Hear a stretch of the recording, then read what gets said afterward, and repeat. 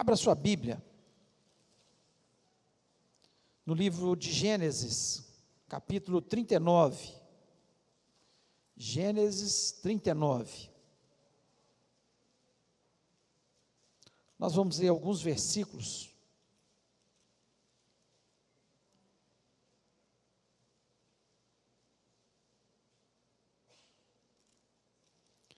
Versículo 39, de 1 a 6.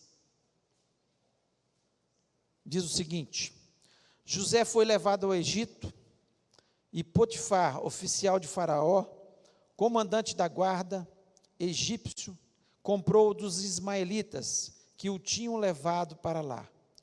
O Senhor era com José, que veio a ser homem próspero e estava na casa de seu senhor egípcio.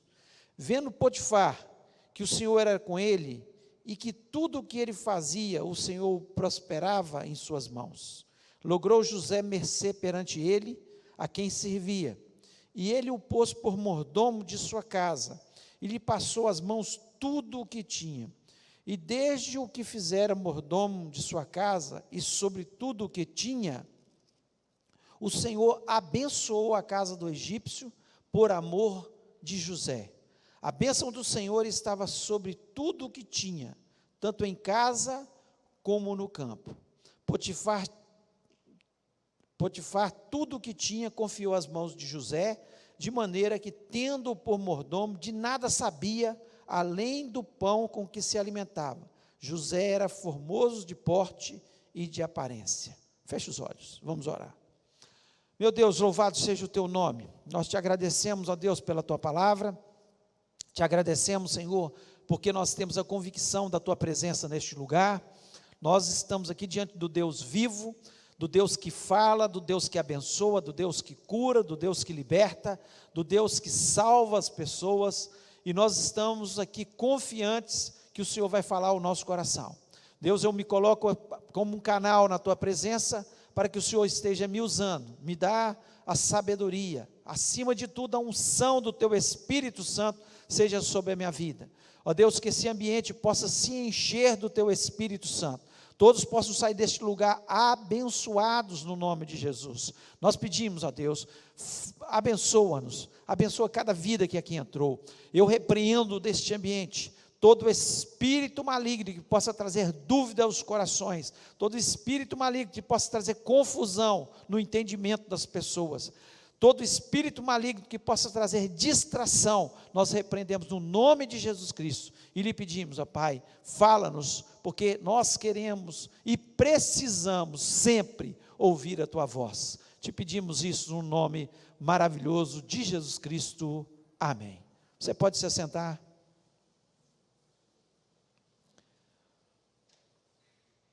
Quando alguém quer saber quem somos, né, em qualquer lugar que você vai, em instituições, você vai em algum local qualquer, numa loja, ele te pede a sua identidade. Na nossa identidade está ali o nosso nome, para não ter nenhuma confusão, quem somos, tem o nome dos nossos pais, né, a nossa filiação. Tem ali a data do nosso nascimento, né, e alguns outros registros que mostram quem nós somos. Nós nos identificamos ali em qualquer local através da nossa identidade. Mas existe uma identidade que é muito superior a essa identidade quando nós nos posicionamos nessa vida e identificamos, olha, eu sou fulano, filho de fulano e ciclano, e nasci em tal época. Existe uma identidade, que é a nossa identidade espiritual. Quem somos? Quem nós somos? Essa identidade, ela é muito mais importante do que a identidade que fala de onde nós nascemos, qual a cidade que nós nascemos, quem foram os nossos pais, porque essa identidade fala do nosso novo nascimento em Cristo Jesus. O nascimento onde nós vivemos uma novidade de vida. Não vivemos segundo aquilo que o mundo dita, mas vivemos segundo o que a palavra de Deus nos informa. Essa identidade, ela é importantíssima, é a nossa carteirinha. Muitos nos chamam de crentes ou evangélicos, mas com certeza o chamado mais importante é quando nos chama de cristãos. Nós somos cristãos. Essa é a nossa identidade, a que marca a nossa vida. Nós somos cristãos. E é uma bênção ser chamado disso. Pela primeira vez os cristãos, aqueles que professavam Jesus, foram chamados de cristãos lá na igreja primitiva. Quando ali na igreja de Antioquia, Deus estava fazendo muitos milagres, as pessoas estavam conhecendo Jesus, porque tinham muitos mestres da lei que estavam ali ensinando, inclusive um deles era Paulo, apóstolo Paulo, que ensinava a palavra de Deus, e ali, por serem tão parecidos com Jesus, o seu caráter, sua forma de agir, eles começaram a chamar ele de cristãos, que significa pequenos cristos. Eles começaram com uma forma de zombaria, zombando, olha lá os cristãos, como muitas vezes eles zombam da gente falando, olha lá os crentes hoje, e é uma bênção ser chamado, pode zombar da gente, que bom que nós cremos em Jesus, cremos de verdade, que bom que nós somos cristãos, pessoas que são parecidas com Jesus. E se nós não apresentamos essa identidade, ninguém olha para a gente e não identifica pelas nossas atitudes, pelo nosso comportamento, pelas palavras que saem da nossa boca, que somos cristãos, tem alguma coisa errada com a nossa vida. Porque nós deveríamos ser conhecidos por isso. Não deveríamos ser conhecidos pela roupa que nós usamos, apesar que nós devemos andar com ordem e decência. O cristão deve andar com ordem e decência, com roupas dignas, sem roupas que fiquem exaltando a sexualidade.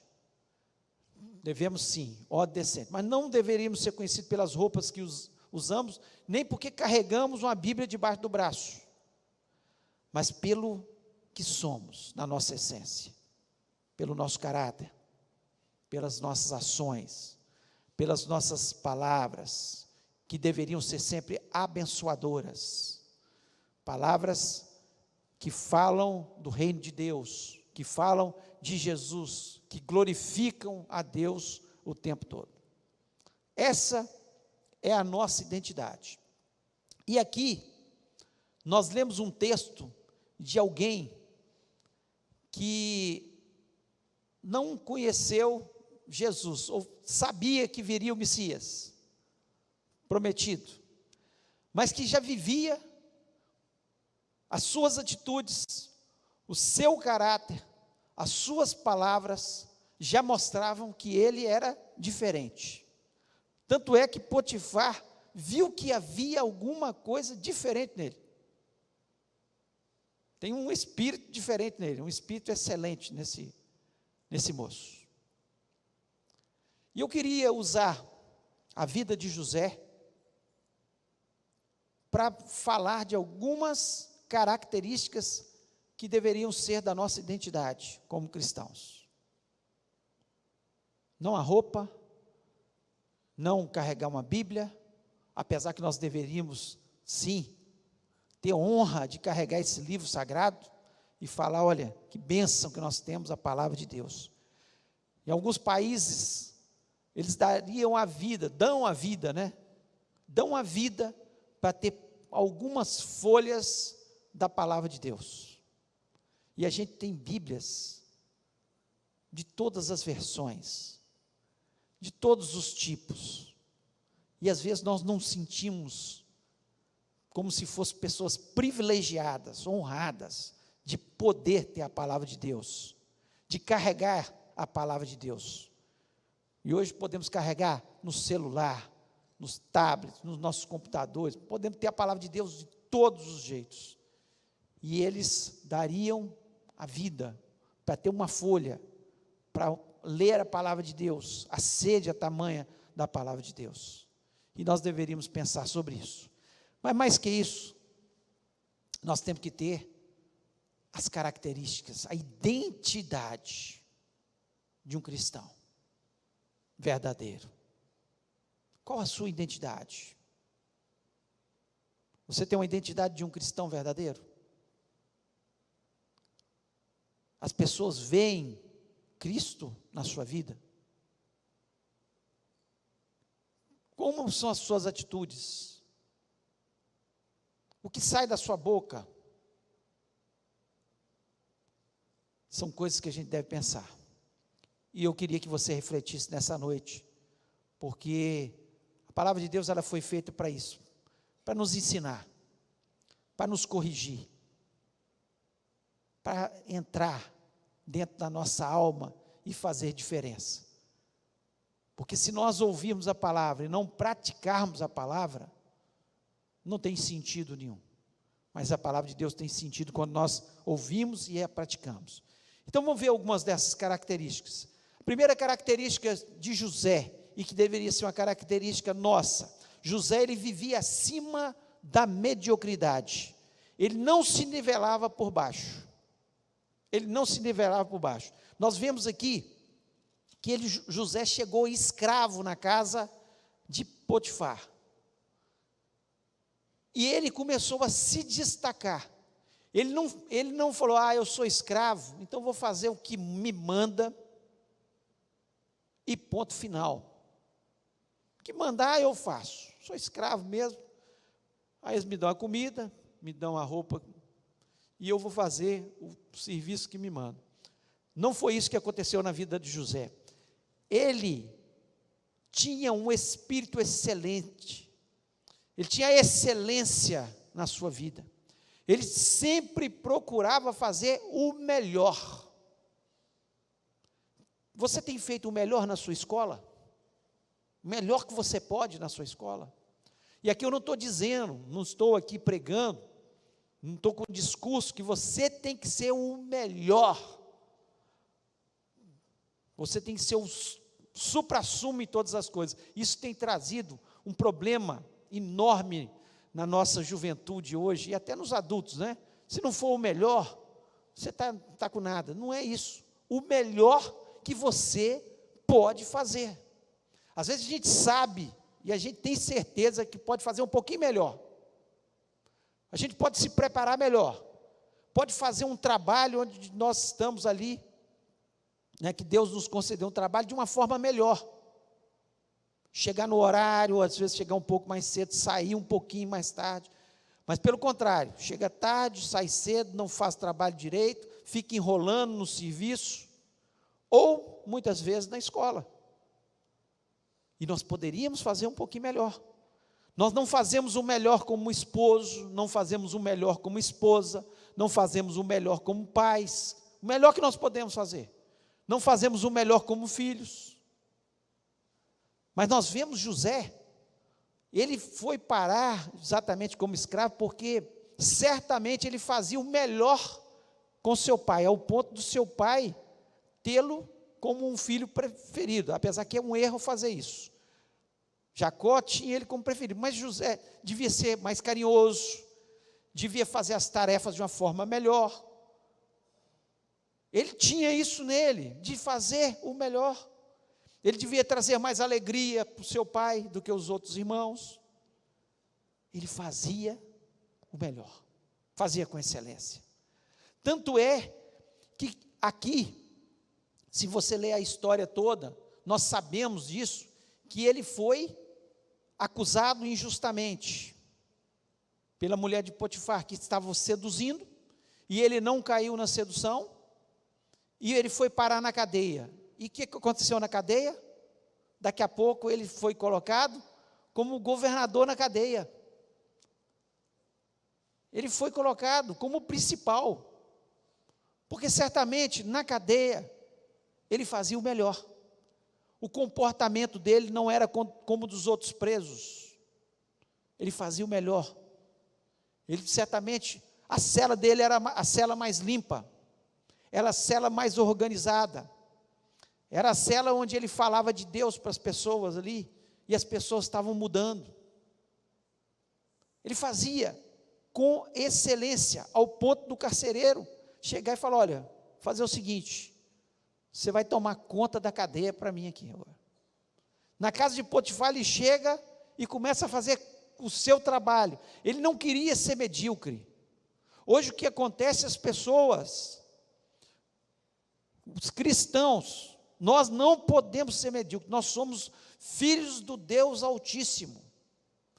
Deus tem nos dado sabedoria, Deus tem nos dado a sua palavra para nós seguirmos, e se você seguir a palavra de Deus, você vai fazer o melhor. A palavra de Deus condena a preguiça, a palavra de Deus exalta o trabalho bem feito, a palavra de Deus exalta as coisas boas, a bondade, a misericórdia, a humildade, e coisas que estavam no coração de José.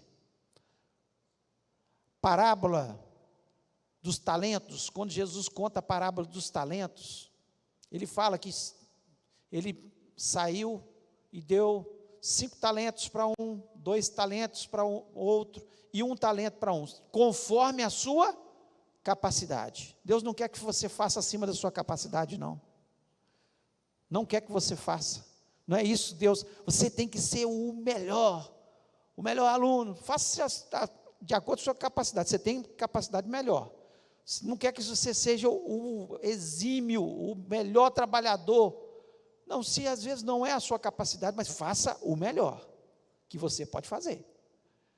E ele conta essa parábola para os seus discípulos, dizendo que ele deu 5 para um, conforme a sua capacidade, 2 para um, e por fim deu 1.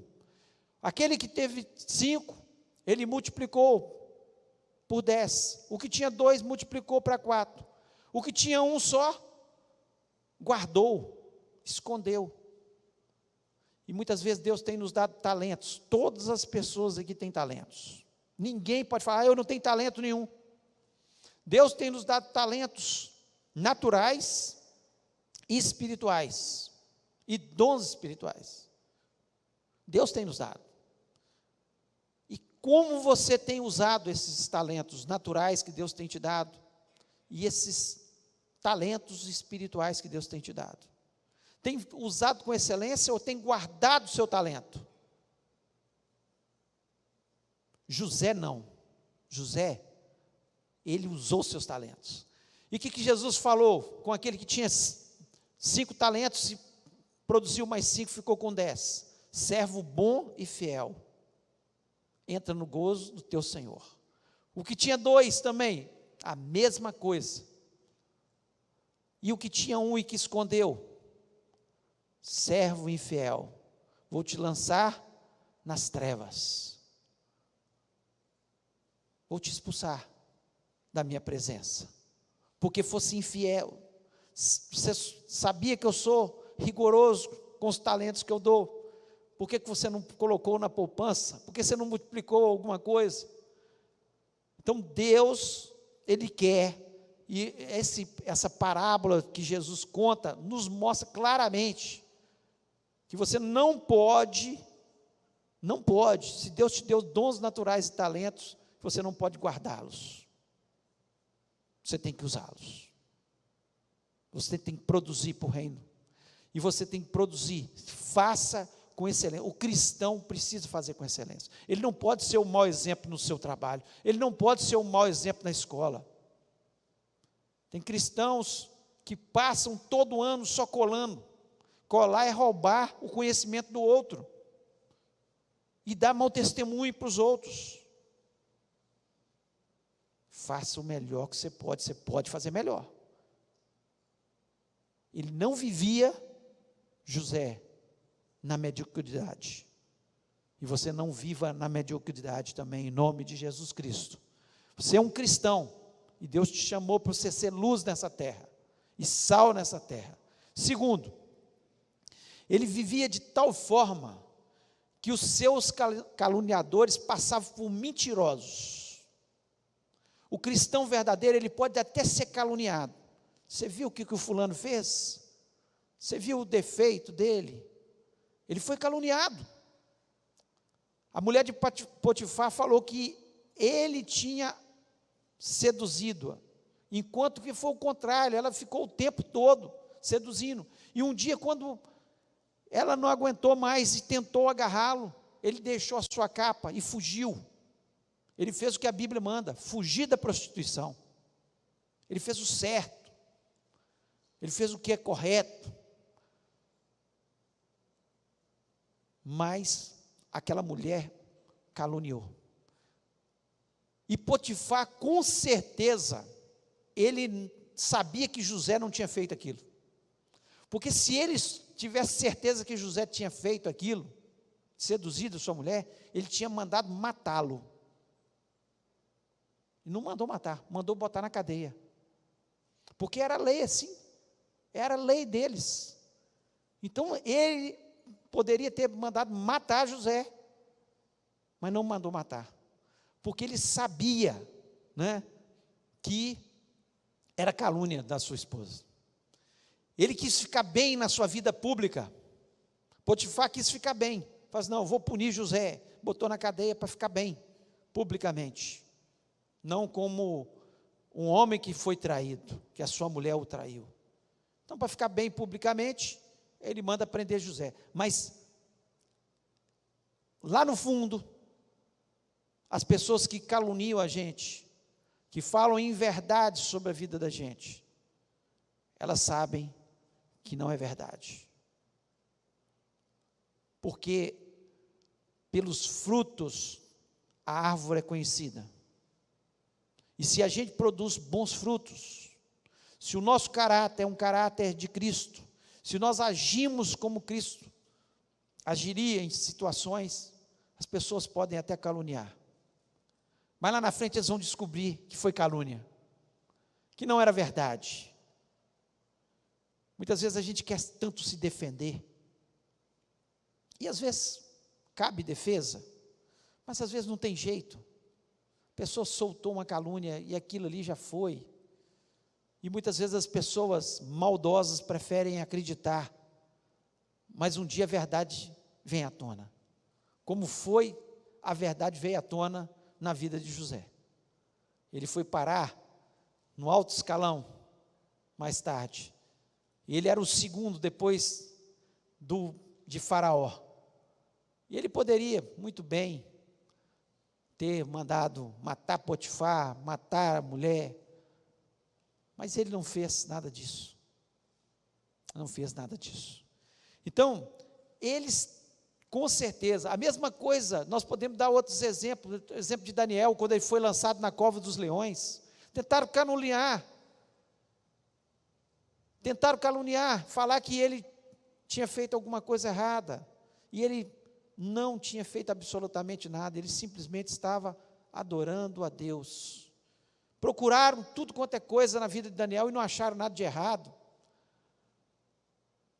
Mas a calúnia deles não durou muito tempo, porque os leões não comeram Daniel, e depois todos aqueles que caluniaram Daniel foram lançados e foram destruídos, ele e os seus familiares, pelos leões.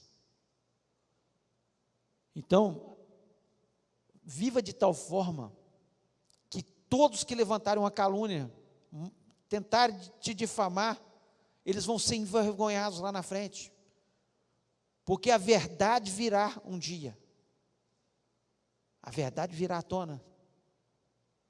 Deus é fiel, Ele nos honra, e Ele honrou José, honrou Daniel, e nos honra também.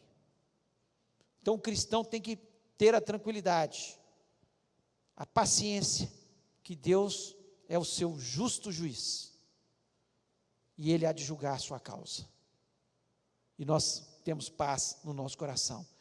Terceiro, ele não negociava princípios, mas ele honrava a Deus. Ele não negociava os princípios. O princípio dele era que ele não podia adulterar, que o Senhor dele tinha dado a casa para ele tomar conta, tinha depositado toda a confiança em José, toda a confiança, e ele seguiu os princípios da palavra de Deus. Ele estava longe da sua nação, longe dos seus pais, longe dos seus irmãos, teoricamente longe da sua igreja, mas ele sabia o Deus que ele servia.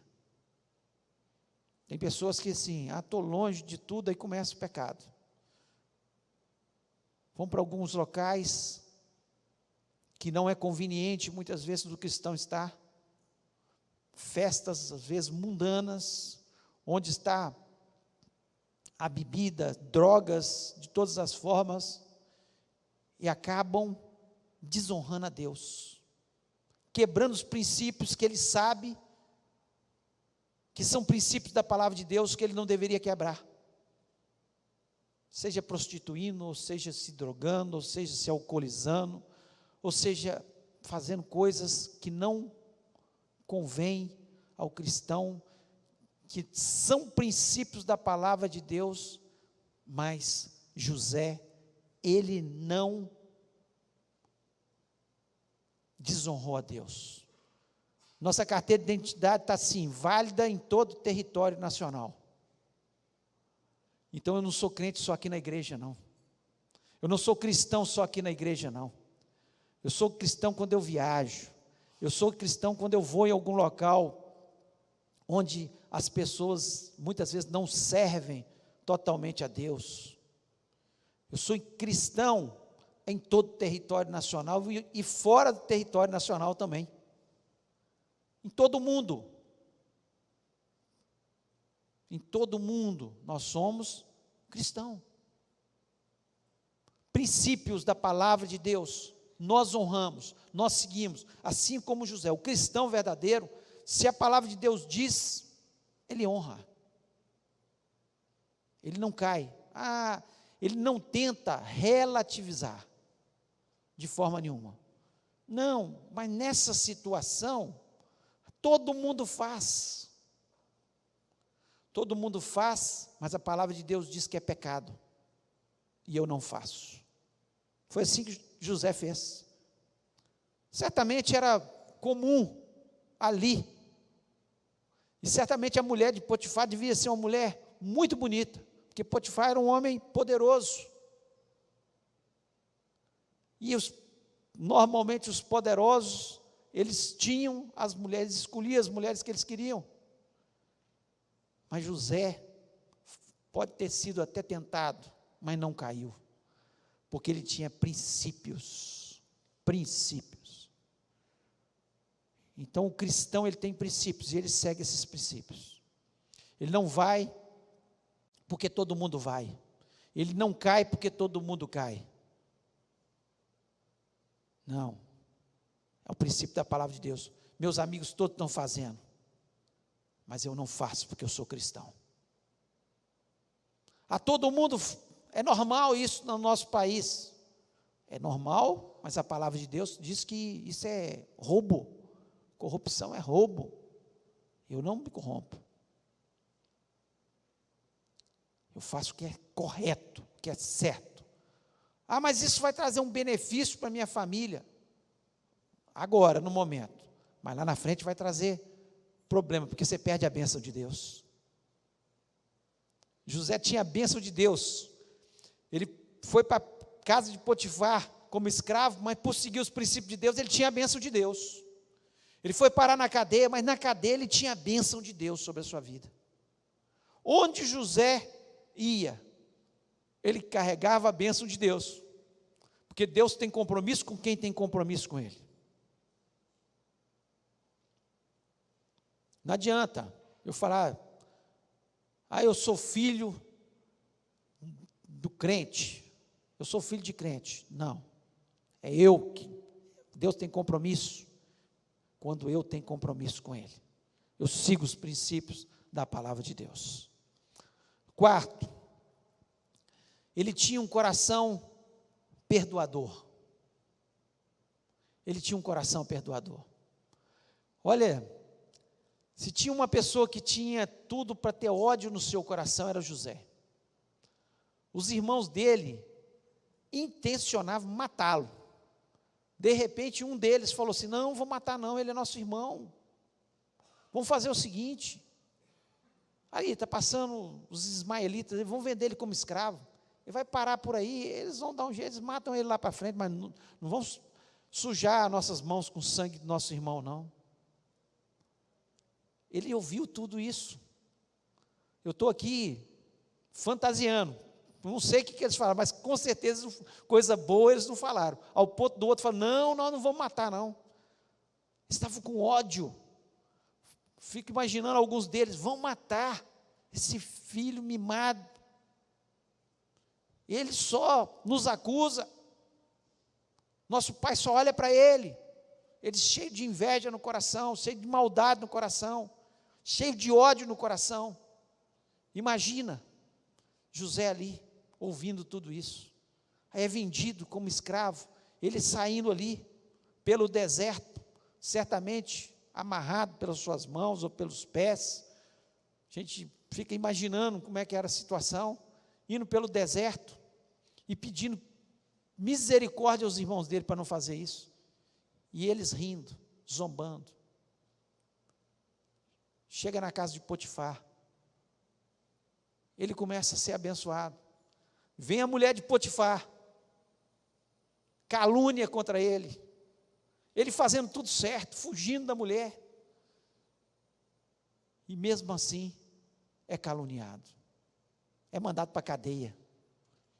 Fico imaginando, não uma cadeia boa, uma cadeia horrível, naqueles buracos, umidade, pouca comida, muitas vezes maltratado, até ele conquistar a confiança do carcereiro e mudar a história até da cadeia. Pensa bem, porque nós lemos a história e não paramos para imaginar se fosse a gente, meus irmãos, querendo me matar, me vendendo como escravo, sendo caluniado.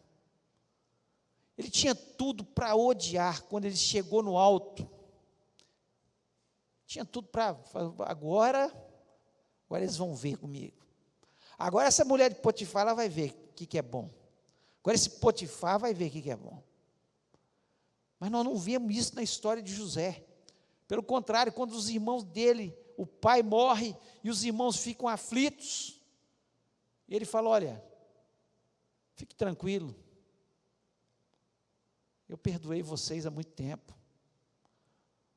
Um coração perdoador, o cristão verdadeiro, mesmo que façam o pior com ele, mesmo que o caluniem, mesmo que o maltratem, ele tem um coração capaz de perdoar. Ninguém foi mais maltratado que Jesus. Jesus estava ali na cruz, e ele olhou para aquelas pessoas que zombavam dele, que tinham colocado ele na cruz, e falou: perdoa, Senhor, porque eles não sabem o que estão fazendo. As pessoas não sabem às vezes o que estão fazendo, elas muitas vezes estão sendo usadas pelo diabo.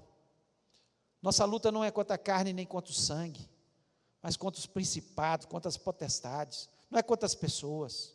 E quando nós perdoamos, isso tem um impacto no mundo espiritual, que nós não imaginamos. É como se a gente estivesse dando um nocaute em Satanás. Ele cai duro, porque ele não imagina isso, porque ele sempre odeia. Ele odeia o ser humano, ele quer ver o ser humano na sarjeta, ele quer ver o ser humano afastado de Deus, ele não quer que as orações do ser humano cheguem diante de Deus, por isso ele quer que o nosso coração fique cheio de ódio, de mágoa, porque quando nós estamos sem perdoar, nossa oração não chega a Deus, não chega a Deus. Por isso que nós temos que liberar o perdão. O cristão, essa é uma das marcas mais fortes do cristão. Eles deixam as pessoas assustadas. Porque às vezes fez uma maldade e você vai ali e faz uma bondade. Você anda mais uma milha com a pessoa. Você perdoa sempre. Você é capaz, porque o Espírito Santo, não é porque nós somos bons, não é porque o Espírito Santo nos capacita a perdoar. E nós entendemos que nós recebemos um perdão tão grande, porque nós merecíamos ir para o inferno. E Jesus Cristo nos perdoou. Deus nos perdoou. E Ele nos ensinou que assim como Ele nos perdoou, nós devemos perdoar o nosso próximo, o nosso irmão. José, tantos anos atrás, já olhando para o Messias, estava ali perdoando, dando um exemplo para a gente. E tem pessoas que remoem um ódio no coração, uma mágoa, anos e anos, que vai destruindo a sua vida espiritual, vai destruindo a sua vida, a sua alegria de viver, a sua paz. Por quê? Porque não é capaz de perdoar.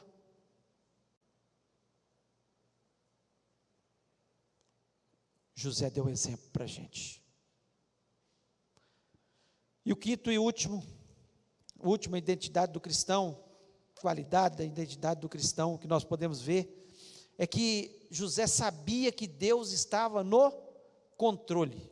Olha o que ele diz aqui no versículo 50, capítulo 50, versículo 20. Vós, na verdade, intentaste o mal contra mim, porém Deus o tornou em bem, para fazer como se vê nesse dia, para conservar minha gente com vida. Então o que José, os irmãos dele preocupados, como eu falei, e ele ali perdoa. E ele ainda fala mais, ele fala, olha, vocês estão preocupados por quê? Eu entendi perfeitamente que Deus estava no controle da minha vida. O cristão, ele sabe que ele pode estar passando pela maior aflição, mas que Deus não perdeu o controle, que Deus está no controle da nossa vida, que o mal que fizeram aqui, vai se tornar uma grande bênção lá na frente da nossa vida, que as aflições momentâneas que nós estamos passando neste momento, vão trazer um peso de glória lá no futuro, não só nessa vida, mas na nossa vida eterna. Quantas vezes nós crescemos, amadurecemos, em função de uma grande provação? Você acha que José foi o mesmo? Depois de passar por toda essa provação, ele saiu lá na frente, um homem muito melhor, uma pessoa muito melhor, um cristão, olhando para o Messias, muito acima. Deus está no governo. Nós não vemos em momento nenhum,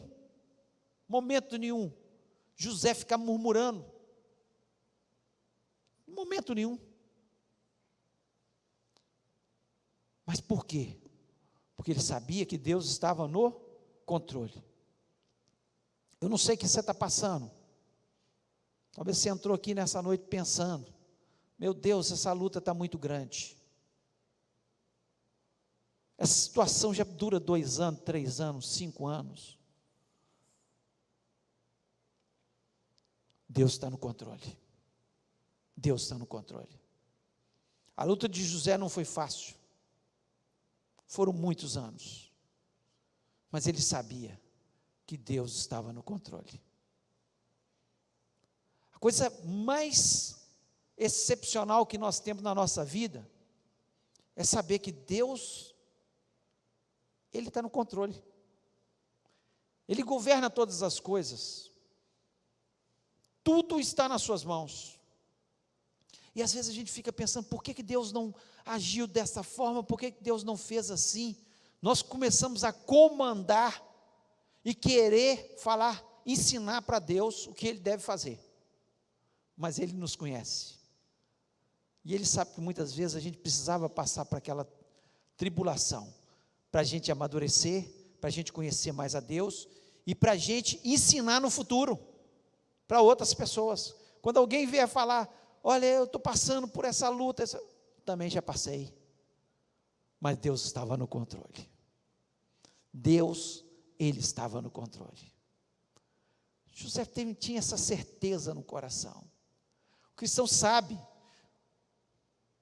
o mundo está aí um caos, tem gente que chega perto de mim, cristão, desesperado, o que vai ser deste mundo? Uai, eu já sei o que vai ser deste mundo. Jesus vai voltar, vai buscar a sua igreja, quem estiver preparado. Os que não estiverem preparados vão passar pela grande tribulação. Depois da grande tribulação, Jesus virá e colocará o seu pé aqui na terra e vai governar toda essa terra no seu milênio, para mostrar o que é governar com justiça. Nós sabemos, a Bíblia nos informa isso. A Bíblia nos informa, Ele não perdeu o controle.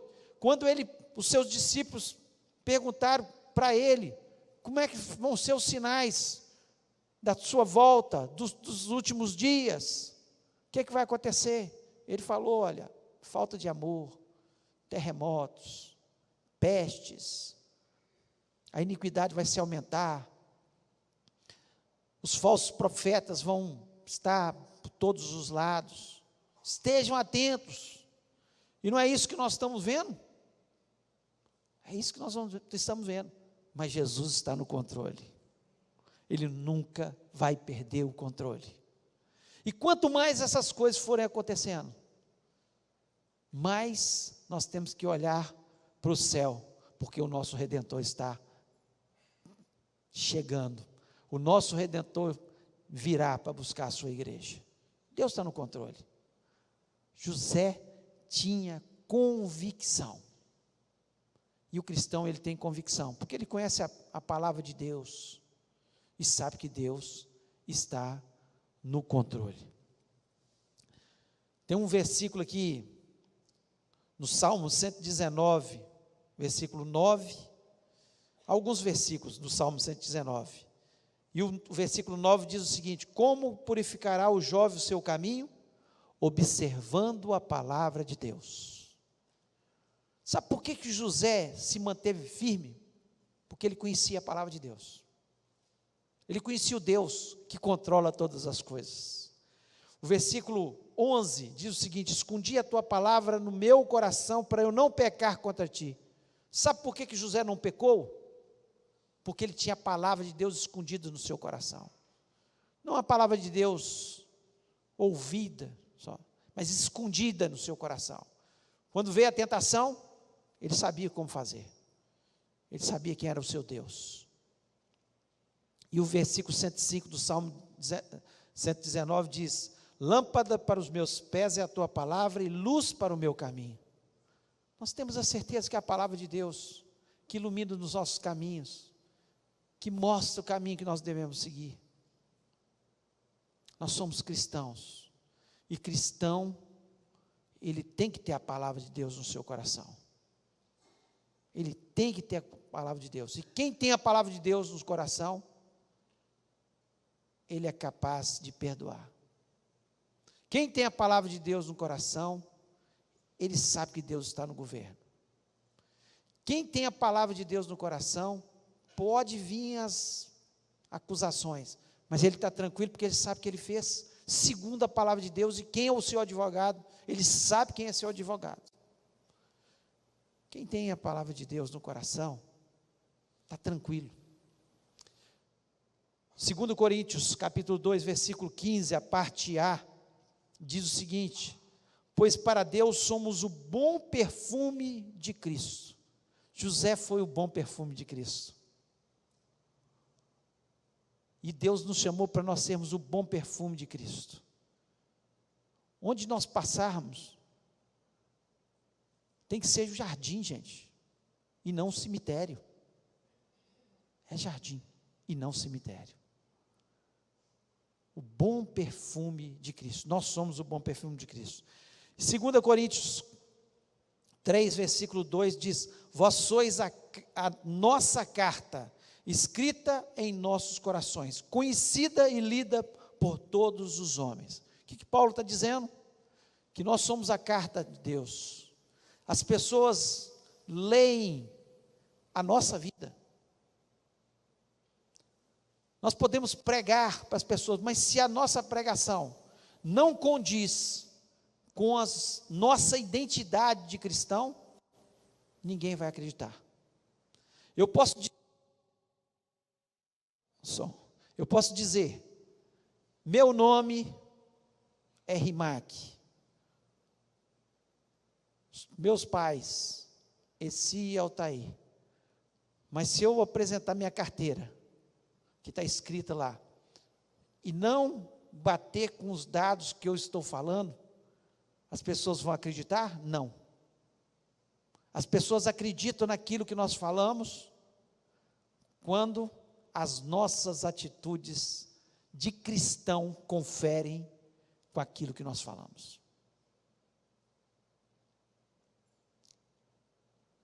Nós precisamos mudar.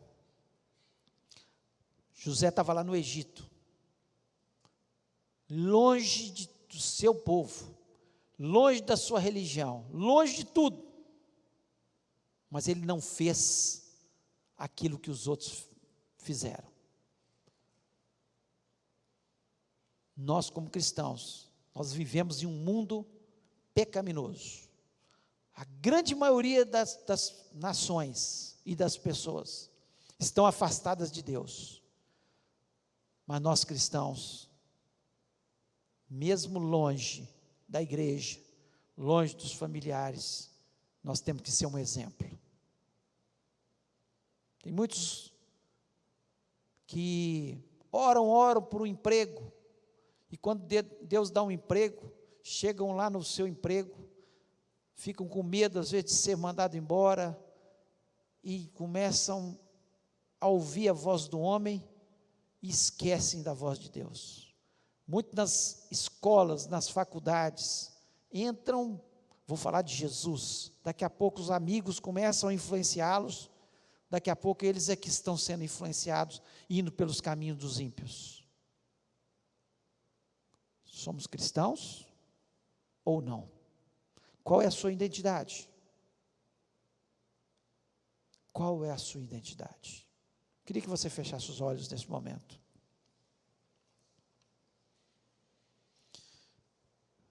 Eu queria que você parasse e pensasse sobre o que nós falamos. A identidade do cristão. Ele vive acima da mediocridade. Ele vive acima da mediocridade. Ele faz sempre o melhor que ele pode. Ele vive de tal forma que aqueles que caluniam ficam envergonhados depois, porque a verdade vem à tona, a verdade vem à tona. Ele nunca vai negociar os princípios. Princípios não são negociáveis. Para nós nos beneficiarmos, para nós ficarmos bem com as pessoas, nós não negociamos os princípios. Princípio da palavra de Deus é princípio da palavra de Deus. Nós negociamos outras coisas, mas os princípios da palavra de Deus, jamais. Nós, cristãos, temos um coração que perdoa. Talvez você entrou nessa noite aqui, com a mágoa de alguém. É noite de você falar com Deus: Senhor, eu perdoo em nome de Jesus. Eu sou um cristão. Estou envergonhado de estar com ódio, estar magoado.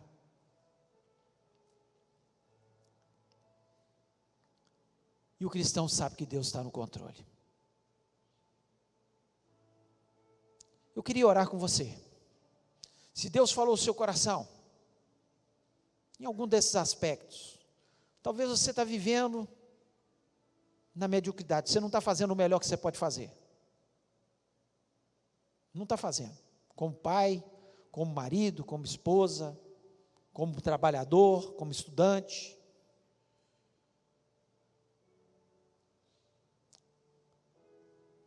Talvez você tem guardado a mágoa no seu coração contra alguém. Talvez você está aí magoado. Perdoa em nome de Jesus. Talvez você não tenha confiado em Deus inteiramente, duvidado que Deus está no controle. Muitas vezes você está murmurando, falando: ah, Senhor, por que isso acontece comigo? Deus está no controle. E eu queria orar com você. Se Deus falou o seu coração, eu queria que você ficasse em pé e fala: Senhor, eu quero ser um cristão autêntico. Eu quero que essa área mude na minha vida. Em nome de Jesus. Se Deus falou o seu coração, eu tenho certeza que você vai sair desse lugar abençoado, em nome de Jesus. Tenho convicção disso, que Deus vai te abençoar. Se como abençoou José, Ele vai te abençoar no nome do Senhor. Nós vamos orar com você. Pai, nós louvamos o Teu nome, te agradeço por essas vidas tão preciosas, Senhor, que estão dizendo para o Senhor que elas querem ser cristãos autênticos, elas querem ser um bom perfume de Jesus nessa terra, querem ser a carta lida por todos. Senhor, em nome do Senhor, eu que peço, Senhor, que o Senhor os abençoe neste momento, que o Senhor os ajude, que eles jamais deixem de cumprir os princípios que estão na Tua palavra. Quebra todo o mal, tudo que Satanás plantou nessas vidas. Senhor, se tem alguma mágoa, que o Senhor liberte-os agora, para que eles possam ser abençoados e felizes nessa terra. Ó Deus, nós confiamos no Senhor, e lhe pedimos, ó Pai, que essas vidas possam sair deste lugar, cheios de fé, revigorados, com uma só certeza, que o Senhor está no controle de todas as coisas. E nós pedimos, abençoa-os, em nome de Jesus. Amém.